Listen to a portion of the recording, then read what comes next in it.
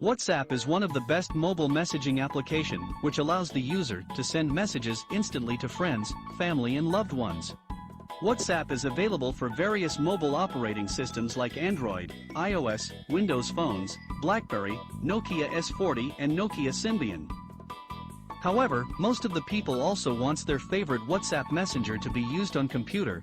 They prefer physical keyboard over touch screen typing on mobile phones. But still we have various methods of installing and using WhatsApp Messenger on PC. So today follow my lead to know how you can install it as Android app by using Knox.